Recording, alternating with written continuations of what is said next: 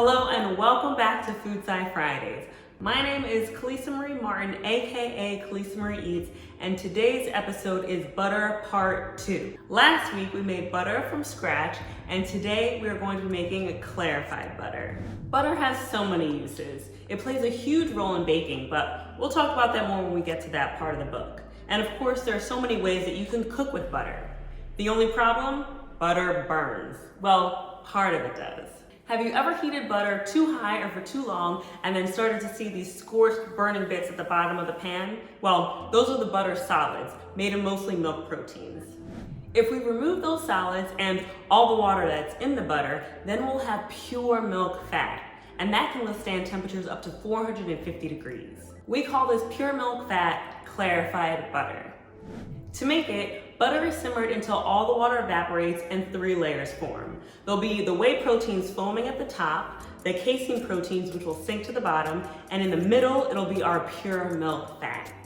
I have 1 pound of butter that I've cubed up so that it melts quickly and evenly. We're just gonna get it right into the pot. Now it's melted over medium heat, and we don't need to stir it.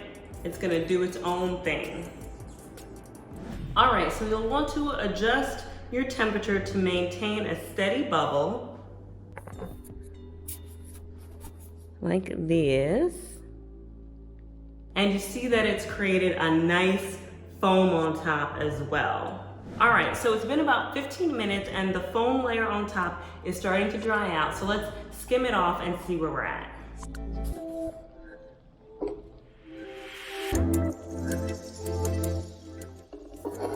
So we're just taking off this foam layer and leaving the clarified butter behind.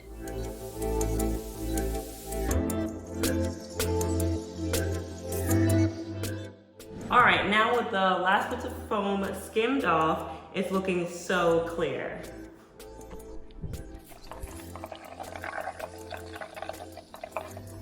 I'm gonna turn off the heat and let everything chill for about 5 minutes, and then we'll pour off our clarified butter.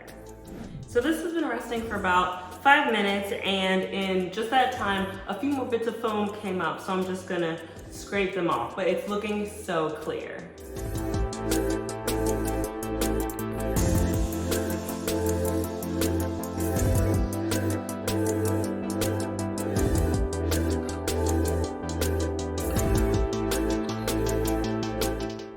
All right, so at this point you can see we have the foam that we've scraped off, the clarified butter, and then beneath it all of the casein proteins have sunk to the bottom. Now, at this point you could strain this through cheesecloth just to make sure it's absolutely pure, but I'm just going to pour it off into a bowl, just making sure I don't take with me any of the bits from the bottom. All right, here we go.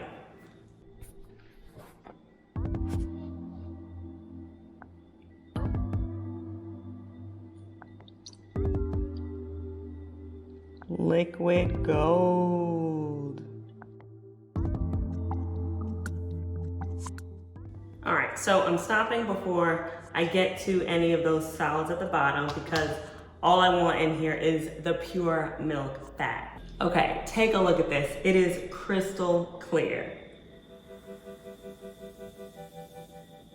If we had cooked this longer, the solids in the butter would have turned a golden brown color, and that would have given the milk fat a nutty aromatic flavor. That form of clarified butter is called ghee and originated in India. Once this cools down, I'm gonna stick it in an airtight container and keep it in the fridge for up to 6 months or in the freezer for up to a year. Whatever you do, don't get rid of this milk foam that we skimmed off the top. It's great on popcorn, vegetables, pretty much anywhere where you would want that buttery flavor. And even the milk solids at the bottom of this pan, there are some recipes that call for it as well. You can use clarified butter or ghee in place of oil in just about any recipe, and it would add a great flavor to whatever you're cooking. I just made some steak, pan-fried some fish, I'm about to scramble some eggs. You get the idea. All right, that's it for this episode. Thanks so much for joining me, and I'll see you on Wednesday for our live chat.